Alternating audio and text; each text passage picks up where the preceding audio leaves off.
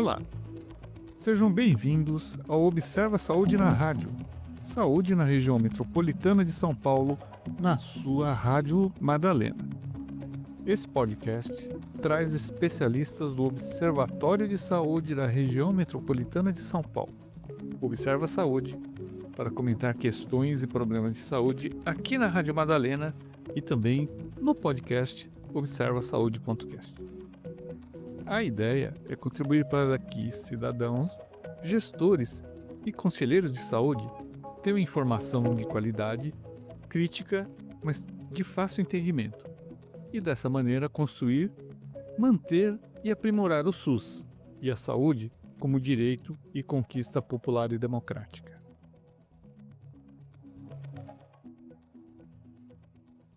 Estão presentes aqui Dr. Oswaldo Antônio Donini, eu, Edu Izumino, a professora Marília Luvison. Eu vou pedir para a Marília se apresentar conforme ela achar melhor. E hoje o assunto desse podcast vai girar em torno do tema capacidade instalada do SUS, que é um dos eixos temáticos do Observatório de Saúde da região metropolitana de São Paulo. Professora Marília, por favor, quem é você? Olá, um prazer estar aqui. Eu sou Marília Luvison, sou docente aqui da Faculdade de Saúde Pública da USP e uma das coordenadoras do eixo de capacidade instalada do Observatório, além de estar na coordenação docente desse projeto, tão grandioso que agora está sediado aqui na Faculdade de Saúde da USP. Eu sou Oswaldo Antônio Donini, sou médico sanitarista da Secretaria, aposentado da Secretaria de Estado da Saúde e atualmente trabalhando na Secretaria Municipal de Saúde de São Paulo. Bom, o Dr. Oswaldo Donini já tem 2 episódios desse podcast gravados. Estão disponíveis no Spotify e no YouTube. Basta fazer a pesquisa por Observa Saúde. Vamos começar então. Esse podcast, assim como os outros que já foram gravados, estão sendo transmitidos na Rádio Madalena, que é uma rádio web, que é uma sociedade sem fins lucrativos. Ela tem uma licença para uma rádio comunitária e ela fala direto da sede dela aqui na Vila Madalena. A gente gostaria então de começar um pouco a conversa nesse podcast, pedindo para que os entrevistados de hoje contem um pouco da carreira, como é que chegaram a esse assunto de hoje, né? Que tem a ver com a capacidade de falar do SUS. O Observatório nasceu em 2003, fruto de uma iniciativa conjunta do Ministério da Saúde, Secretaria de Saúde do Estado, Secretaria Municipal de Saúde e do COSEN. Já no ano seguinte, no outro ano, 2004, 2005, ele foi sediado na Fundap. Aí foi basicamente nesse período que ele começou a buscar produzir o máximo de informações para subsidiar as secretarias municipais de saúde da região metropolitana de São Paulo, que seria o foco do trabalho do observatório. Lá na Fundap, enquanto permaneceu lá, foram feitos vários seminários, vários encontros com a participação de técnicos da Secretaria Municipal de Saúde. E o observatório buscava as fontes de informações, geralmente fontes secundárias de dados disponíveis da net, orientar os municípios ou dar subsídio para os municípios para o estabelecimento das políticas públicas que fosse prioritária naqueles municípios da região metropolitana. Tá? Ele permaneceu lá até há cerca de 25 anos atrás, quando foi transferido para a Fundap. Acabou, e aí ele foi transferido, sediado na Faculdade de Saúde Pública, onde está até hoje. Esse eixo de capacidade instalada, na verdade, é um nome que foi dado na origem do observatório, que hoje procura analisar e levantar dados subsidiar os municípios com respeito às redes de atenção, tá, do Sistema Único de Saúde. Nesse eixo, cinco eixos que tem o observatório, esse eixo de capacidade instalada, entre aspas, tá, é coordenado hoje pela professora Marília Lubison e por mim, já estava desde o começo, assim como a professora Marília também estava desde o começo, mas na época nos auxiliando, nos ajudando e era uma responsável pelo eixo de capacidade instalada. Hoje é uma coordenadora desse eixo, aqui sediado na Faculdade de Saúde Pública. É um grande prazer, né? Eu e o Donini trabalhamos juntos há muito tempo, eu como médica sanitarista, trabalhei mais de 25 anos na Secretaria de Estado da Saúde de São Paulo, em vários momentos junto com o Donini, e já na coordenação do eixo junto com ele naquele momento, antes de ser docente. Então, agora como docente da USP já há quase 15 anos, né, tenho esse privilégio de continuar nessa coordenação junto com ele, né? Não é verdade que ele coordenava e eu coordeno, os dois coordenam, e é sempre essa parceria de alguém que está na gestão e um docente, né? A gente fez esse arranjo depois que o observatório veio para cá, que eu acho de extrema importância. Eu sempre trabalhei com informações em saúde, né? E eu acho que pensar a informação para que a gente possa compreender melhor o sistema de saúde, os desafios do SUS, produzir evidências, dar visibilidade para as nossas desigualdades, para os nossos desafios é de grande importância. A gente vem chamando esse eixo mesmo de capacidade instalada e redes de atenção,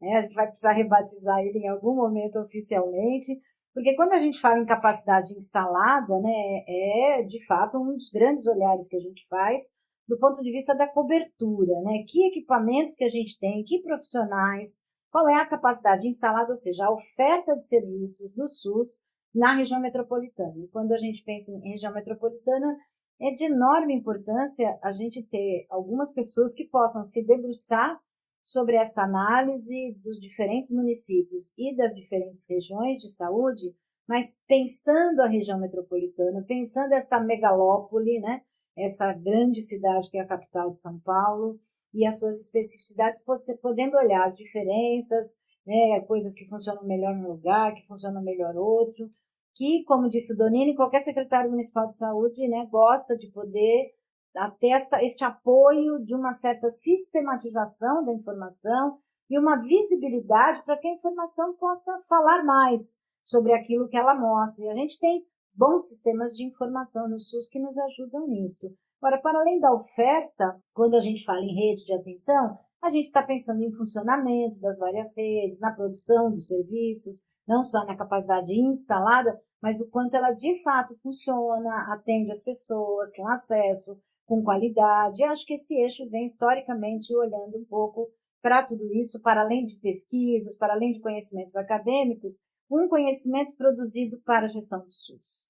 Vou fazer uma pequena observação, lembrando que o observatório ele funciona organizando informações em 6 eixos temáticos.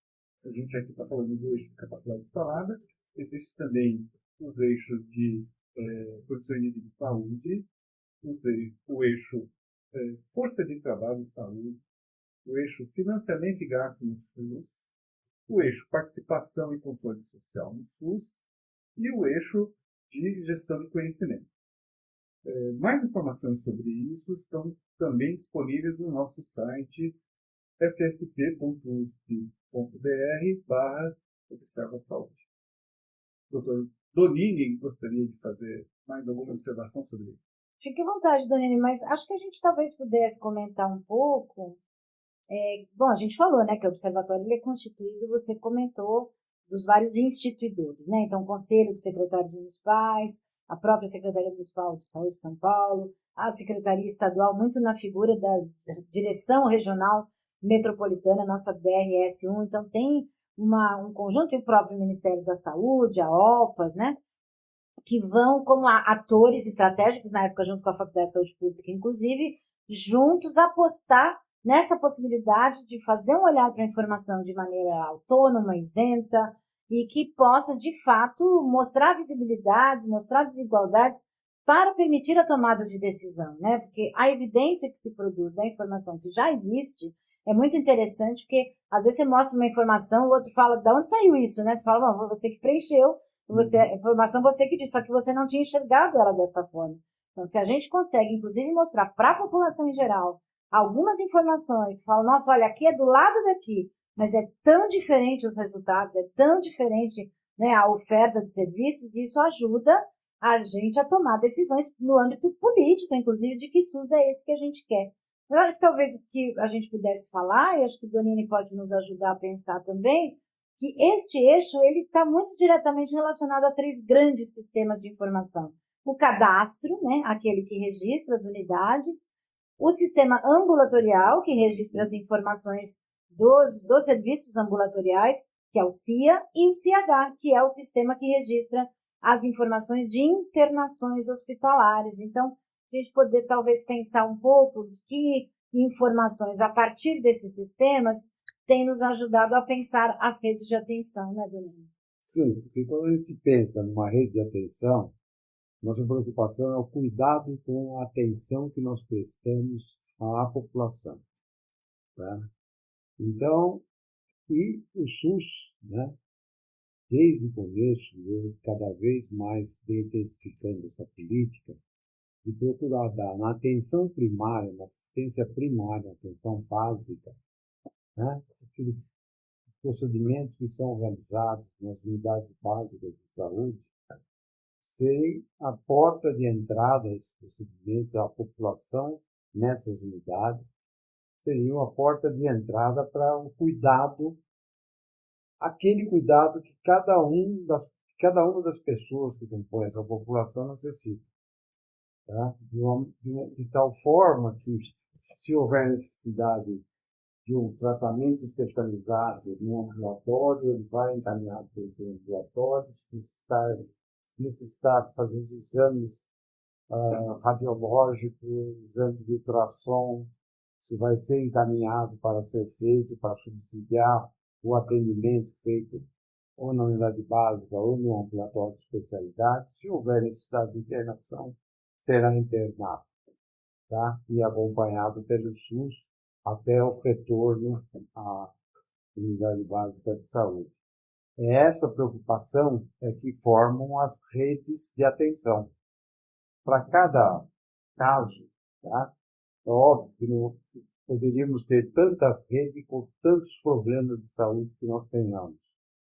Mas existem aqueles problemas que são prioritários para a saúde pública, que atingem muito mais a população, né?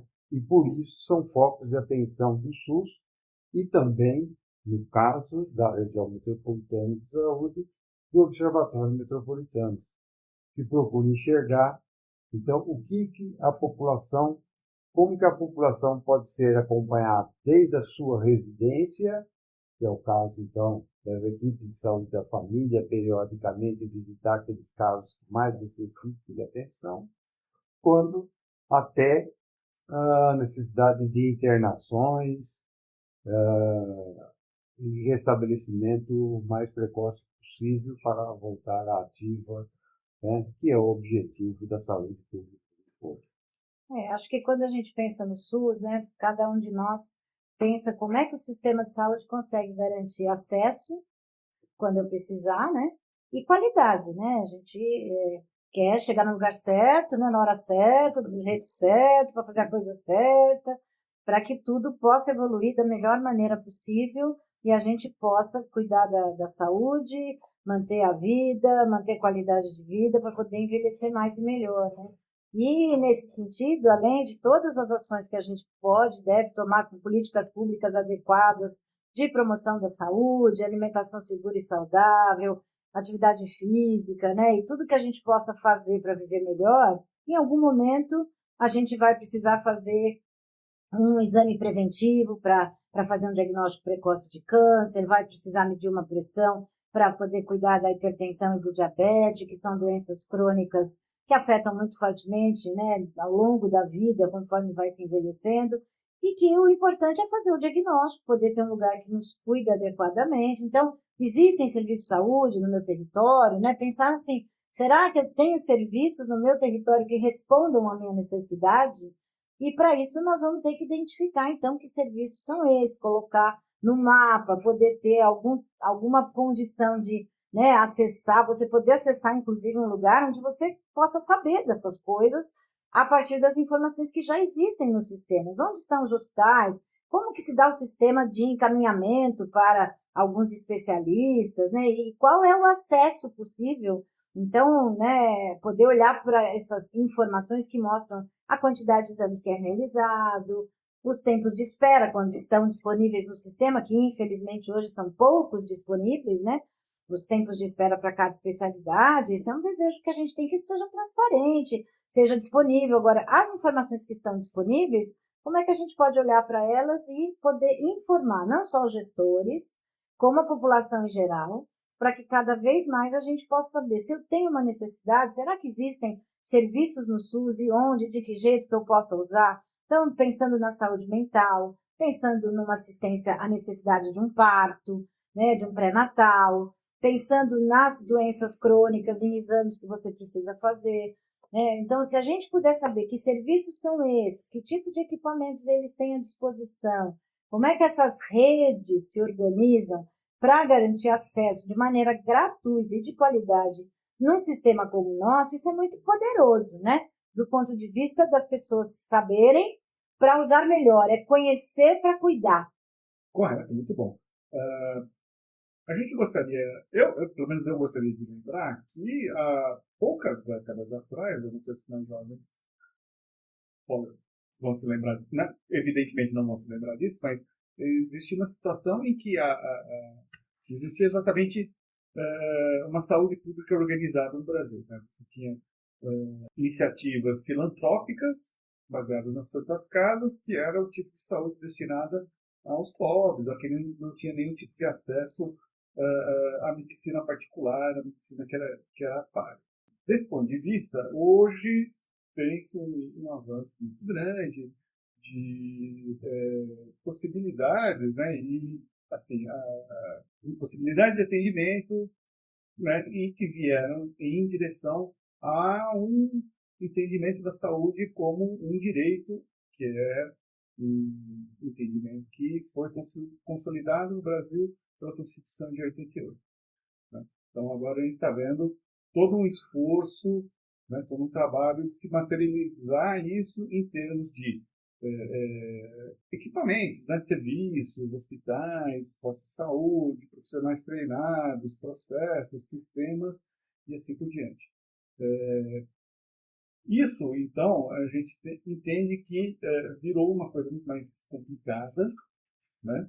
Mesmo do ponto de vista de quem é da própria área de saúde, né? Não há ninguém dentro desse sistema que consiga entender todos os pedaços. Então, existe aqui um grande esforço de se tentar controlar, né? Toda essa multiplicidade de ações que acontecem ao mesmo tempo no sistema. Isso realmente não é possível fazer sem que a gente consiga expor, né, produzir, dispor e analisar criticamente as informações que a gente tem. Essas informações elas vêm bastante desses sistemas que a Marília nos já mencionou. Talvez fosse interessante aqui, para a gente já um pouco encaminhar para uma coisa mais fácil, mais fácil de entendimento, de uma coisa mais próxima de quem está ouvindo, a gente fala um pouco de alguma rede, né, de alguns exemplos de redes que já existem, né, a potencialidade delas, o que elas fazem, quais são os principais problemas, quais são as principais perspectivas, né, de uma ou mais redes que vocês queiram comentar. Acho que é importante a gente dizer, né, o quanto o SUS é um sistema de saúde público, gratuito, um grande patrimônio que a gente tem aqui no Brasil, que não tem igual em nenhum lugar do mundo, né, porque pelo tamanho que a gente tem, por tudo que se faz, é um grande privilégio, mas ele não é suficiente para todas as necessidades em muitos lugares, e por isso olhar para as diferenças numa região metropolitana vai mostrando que em alguns lugares algumas coisas, né, não estão tão organizadas como precisariam, não tem em quantidade suficiente como precisaríamos. Então, por isso que é importante a gente poder fazer essas análises de informações para poder provocar, né, inclusive, tomadores de decisão das políticas públicas para melhorar e reduzir, melhorar a capacidade instalada à atenção à saúde do SUS e reduzir as desigualdades. Nesse sentido, a gente precisa dizer também que o SUS ele tem um baixo financiamento, então ele vive em constante desfinanciamento e aí tudo vai ficando mais difícil. Além disso, né, para além da atenção básica que tem lá em todos os nossos bairros, nossos territórios, uma unidade básica de saúde, com agentes comunitários, né, no território, a gente precisa acessar os serviços especializados. E os serviços especializados estão historicamente organizados muito sobre a lógica do mercado, né? Quem oferece, né, onde existe a atenção especializada são serviços muitas vezes contratados do setor privado e que nem sempre funcionam como o setor público gostaria, né? É preciso regras, combinados, para que a gente consiga fazer sempre aquilo que precisa. Então, por exemplo, né, quando você fala aquilo que a gente chama de uma linha de cuidado, né? Eventualmente, uma área que a gente vai precisar, toda mulher, dependente da idade, precisa fazer exames preventivos para prevenir câncer de colo do útero e para prevenir câncer de mama, né? Então, ela vai lá no posto, ela faz um exame, que hoje é o Papa Nicolau, ele está em fase de mudança, inclusive, da técnica, né, do tipo de exame que vai ser feito, que a gente chama de rastrear, buscar este câncer antes, não é prevenir, você vai identificar o câncer, mas ele é identificado precocemente, e aí o tratamento é muito mais fácil, é muito melhor, menos custoso e que tem melhores resultados, né? Todo mundo teria que ter o direito a fazer um diagnóstico de câncer numa fase precoce. Então, se eu vou fazer uma análise de desigualdades, eu vou ver quanto por cento se faz diagnóstico precoce em cada município, por exemplo, da Grande São Paulo. Se tiver algum lugar que só faz diagnóstico tardio, só depois que esse câncer está avançado, onde você tem menos perspectivas de vida e de tratamento, é muito ruim, né? Então, tem que melhorar. Fazendo esses rastreios, esses exames preventivos, se der alguma alteração, o que vai acontecer? Você vai precisar confirmar este diagnóstico e vai precisar ir para um especialista. Aí você vai ter que chegar num serviço mais complexo ainda, que é um centro de oncologia, e aí você vai me perguntar, onde tem, né? Tem para todo mundo? Está disponível? Quais são as regras disso que a gente chama, que todo mundo conhece um pouco, que não gosta, inclusive, da regulação, né? A tal regulação que ajuda as pessoas a, precisando de uma coisa, de outros serviços mais complexos, chegar lá, agendar esta consulta, mas a tal regulação também tem que funcionar, tem que se aproximar da vida das pessoas, tem que se preocupar com o horário que as pessoas conseguem ir, quando que as pessoas conseguem ir, e conseguir diminuir esse tempo. Porque não adianta se a gente quer conseguir fazer que todo mundo faça exames preventivos, e quando você precisa de um especialista, porque deu uma alteração, você demorar um tempo para chegar lá. Então, precisa encurtar estes tempos, e para isso é preciso que tenha os serviços especializados contratados no SUS, que estejam atendendo adequadamente e que façam esse agendamento a partir dos sistemas de regulação. Aí você vai chegar num hospital, você já vai ter precisado chegar num serviço especializado para fazer sua mamografia. Veja, eu estou falando de um preventivo, mas que já vai parar lá na radiologia, né? Você tem que ter um lugar para chegar, para ir, para fazer, para marcar. E não é só em outubro, né? Em outubro é o mês das mulheres, aí as mamografias aparecem. Tem que ser sempre, porque tem que ser ao longo da vida você fazer, né, nos tempos corretos, pelo menos a cada 1 ano, 2 anos, na dependência da sua faixa etária, do período que é indicado ser feito esses exames preventivos. E depois chegar nos CACONs, nos serviços especializados em câncer, e o SUS ter eles contratados, remunerá-los adequadamente, para você poder fazer ou uma quimioterapia, que é um tratamento com remédios oncológicos, ou uma radioterapia, que é um tratamento com aparelhos, né, de radioterapia, que tem que existir também, né? Então tem que ter os equipamentos de radioterapia disponíveis para todos os territórios, né? Ou até uma cirurgia. Tá? Às vezes você vai precisar de uma combinação dessas várias intervenções que tem que ter hospital, leito, UTI, médicos especializados formados, oncologistas, tudo isso funcionando de um jeito articulado e integrado para que você possa ser cuidado com acesso, com qualidade, poder ter o melhor resultado possível dentro do que a gente conhece a partir da ciência que a gente tem e que seja igual para todo mundo, que chegue ao mesmo tempo para todo mundo. Então,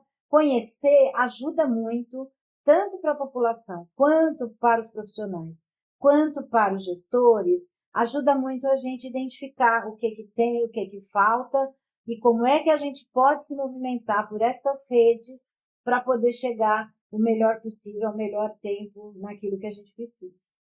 Só complementando, eu acho fortalecendo o que a professora Marília colocou, né, é que é a questão da regulação, mas também a questão da capacidade instalada. É a partir dessas informações, que ela deu vários exemplos aqui, é que a gente vai ver onde tem mamografia, onde não tem mamografia, onde tem radioterapia, onde não tem radioterapia, onde tem cirurgia, onde não tem. E essas informações, conhecendo a história natural das doenças, é que nós vamos, esse eixo da capacidade instalada, como a gente chama aqui, no observatório, que vai enxergar e dar subsídio para que níveis políticos do sistema, secretários de saúde, etc., tomem a decisão de construir, de comprar, ou até de diminuir, em determinadas situações, coisas que não sejam adequadamente usadas para adquirir outras coisas que sejam mais importantes para aquela população residente naquele município onde ele é secretário municipal de saúde. Doutor Brunini, eu vou aproveitar a sua fala para a gente fazer um pouco de propaganda das suas outras participações que versaram sobre transplantes de órgãos e sobre diálise. Você não gostaria de fazer, só para essa conversa nossa de hoje, algum comentário sobre esses temas do ponto de vista da capacidade instalada? Bom, eu falei na questão, por exemplo, das diálises, né? Em que os grandes inimigos da doença renal crônica hoje ainda são a hipertensão arterial e o diabetes mellitus, tá? Então, há necessidade de fazer diagnóstico precoce. Esse diagnóstico precoce é feito numa unidade básica de saúde, tá? Com equipes multiprofissionais que vêm medir a pressão arterial e medir se tem a glicemia está alta ou não está alta, cronicamente, né? Nas pessoas que dependem dessa unidade básica de saúde, tá? Então, é um negócio, quer dizer, do ponto de vista da unidade de capacidade instalada, é ver se eu tenho unidade básica de saúde para todos, tá? E, inclusive, numa questão, e aí extrapola a unidade básica, mas é mais no nível político, no setor de comunicação, os cuidados que deve ter a população para diminuir, ou se não diminuir, postergar o aparecimento de doenças crônicas como hipertensão e diabetes. A senhora Marília falou do exercício físico, numa alimentação. Então, que são promoções de saúde, que são divulgações, comunicação, meio de comunicação, e fazer introjeção para que a população tome conhecimento da sua saúde para evitar a doença. Então, do ponto de vista de capacidade instalada, não é só a capacidade instalada que vai resolver. Do ponto de vista de capacidade instalada no caso da diálise, seriam os serviços de diálise. Tá? Então, segundo nível, vamos dizer assim. Tá? Nesse segundo nível, que eu sei o serviço de diálise, que eu vou fazer a diálise, tá?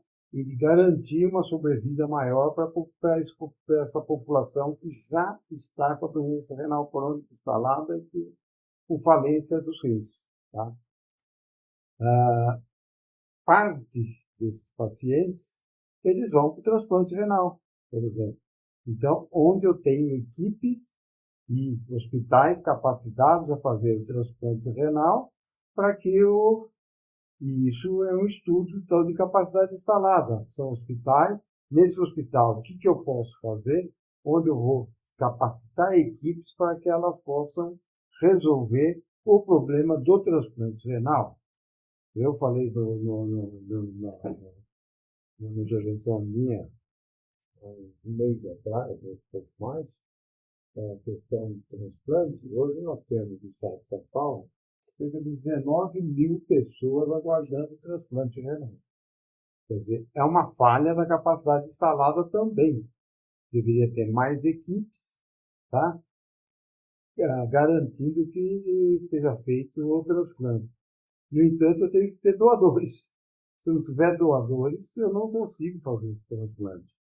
Então, capacitar fazer todo um meio de comunicação para que a população entenda a importância de ser doador, né, de órgãos, no caso aqui que eu falei dos rins, tá?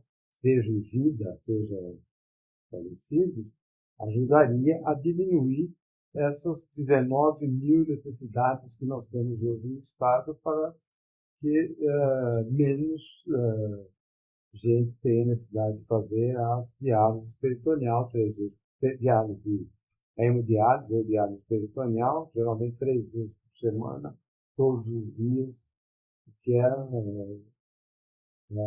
qualidade de vida não é satisfatória para ninguém. Eu só queria, então, acho que estamos já, né, já finalizando por conta do tempo aí, mas convidar, né, todo mundo para entrar no nosso site, né, buscar as informações. Cada vez a gente está querendo mais, né, construir informações que possam dialogar melhor com todas as populações, com todas as necessidades, movimentos, gestores, conselheiros, que possam encontrar na informação, às vezes, evidências e elementos para poder, né, construir a disputa necessária no cotidiano das políticas públicas para que coisas que precisam acontecer para poder responder às nossas necessidades aconteçam no tempo que a gente precisa, né? A gente hoje tem muitas demandas que são muito recentes, né? Muito do que a gente chama do tempo atual, né? Seja as neurodivergências, seja as questões de saúde mental, que vão demandando, né, o SUS para dar novas respostas, e a gente precisa que a população, de fato, esteja informada e que a gente possa contribuir com os gestores para essas tomadas de decisão. E aproveito a convidar toda a população que nos ouve, né? Rádio é sempre um mecanismo de comunicação muito interessante, porque a gente fala com todo mundo e não só, né, com os profissionais da saúde, mas lembrar a todos que frequentem, né, os serviços de saúde, porque eles também ajudam com que a gente possa ter mais saúde, além de poder viver melhor, comer melhor, né, ter melhores condições emocionais para suportar a vida, né, fazer coisas que sejam boas, né, e agora estamos chegando numa época de festas, de final de ano, de descansos, então que todo mundo possa construir suas possibilidades de viver mais e melhor, mas que vá, por exemplo, que as mulheres façam dos 25 aos 64 anos o seu exame de Papa Nicolau, o seu exame preventivo. Câncer de colo não é razoável que nenhuma mulher morra de câncer de colo do útero, né? Então, a cada 3 anos, após 2 anos consecutivos, agora com mudança do tipo de coleta, né? Que as mulheres participam, pessoas com útero e mulheres participem deste movimento de ir fazer seus exames preventivos, fazer sua mamografia, né? Mulheres para câncer de colo dos 25 a 64, mulheres de 50 a 69, a cada 2 anos fazer a sua mamografia, que é a idade de preconizada de rastreio. O que isso significa? É a idade onde melhor tem resultados você ir lá procurar para ver se tem alguma coisa. Fora dessa faixa etária, pode procurar? Pode. Mas, às vezes, você não encontra na melhor hora. Ou você iria morrer daquilo, com aquilo, e ele nunca se manifestaria de uma maneira para atrapalhar a sua vida, né? Ou ele, naquela faixa etária, não teria tanta vantagem. Nessa faixa etária, particularmente para câncer de mama, né, de 50 a 69, é a faixa etária que precisa fazer. E se conseguir detectar precocemente, você consegue ter uma resposta melhor do sistema de saúde para conseguir viver melhor e ter menos, né, desfechos piores desse câncer e ter melhor chance de sobrevida com melhores respostas, às vezes com pequenas cirurgias, com procedimentos muito menos invasivos, né, e uma resolução muito mais rápida do problema. Além disso, né, não custa lembrar também tomar vacina, levar seus filhos para tomar vacina, tanto a vacinação quanto a questão dos rastreios, né, dos exames preventivos nos preocupam, porque é um movimento ativo da população de ir às unidades de saúde que depois da pandemia muitos comportamentos foram alterados, né, e a gente tem alguns municípios com mais dificuldade de chamar as pessoas para este lugar, medir sua pressão, fazer seu exame de diabetes para ver se não tem alteração, tudo que a gente puder para usar o SUS, né, usar o sistema de saúde, não só na hora que a gente está com condições mais graves, mas no cotidiano de cuidar da vida, de cuidar da saúde, aproveitando a gratuidade, a qualidade, uma unidade básica perto da casa de todo mundo, que a gente possa produzir mais saúde, né, com mais democracia neste país, e eu queria agradecer muito aqui a oportunidade de estar com vocês. Finalizando, então, e complementando em parte o que a professora Marília falou, é sempre bom lembrar que ela falou logo no início que o SUS talvez seja o maior sistema público de saúde do mundo. Nós temos dois exemplos na questão de cuidado da saúde. Seria um na proteção específica que é feita na unidade básica de saúde, que é o sistema de vacinação, de imunização do SUS. É um exemplo mundial. Então, não é só questão de quantidade, é uma questão de qualidade. E na outra ponta, que eu já dei o exemplo, que é a questão do transplante, que também é exemplo no mundo, hoje, que talvez seja o maior sistema de melhor qualidade, sistema público de saúde do mundo. Então, são exemplos de que o SUS pode fazer. Agora, tem que procurar a unidade de saúde, tem que observar todas as campanhas que são feitas, desde a imunização, educação em saúde, do ponto de vista de alimentação, de exercício, etc. Tá? E em estando doente, seguir rigorosamente as ações preconizadas pelas equipes de saúde para evitar o máximo possível o aparecimento de doenças ou, quando aparecer, ser rapidamente atacada pelo sistema de saúde. E defender o SUS acima de tudo. Viva o SUS! Defender o SUS, enquanto população, defender o SUS, porque quanto mais defender o SUS, mais nós vamos conseguir avançar. Maravilha. Entendendo que o SUS, gente, não é a grande característica do SUS não é ele ser gratuito. Esse é um direito dos cidadãos brasileiros, né, e que esse direito ele tem que ser defendido, ele tem que ser construído, ele tem que ser criticado, inclusive, e ele tem que ser sempre alvo da nossa preocupação enquanto cidadãos, enquanto estudantes, enquanto pessoas que vivem em sociedade, né?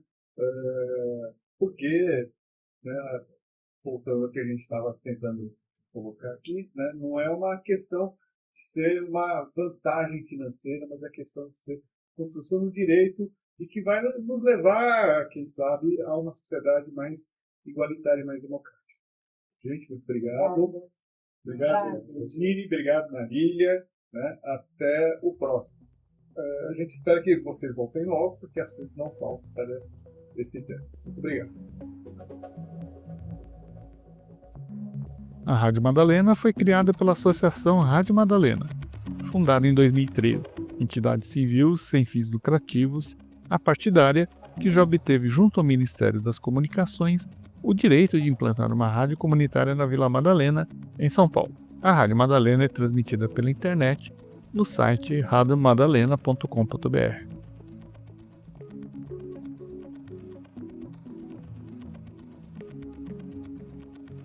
O Observatório de Saúde da Região Metropolitana de São Paulo, o Observa Saúde, é uma iniciativa conjunta do Ministério da Saúde, da Secretaria Estadual de Saúde, da Secretaria Municipal de Saúde de São Paulo e do Conselho de Secretários Municipais de Saúde de São Paulo, o COSEMS-SP.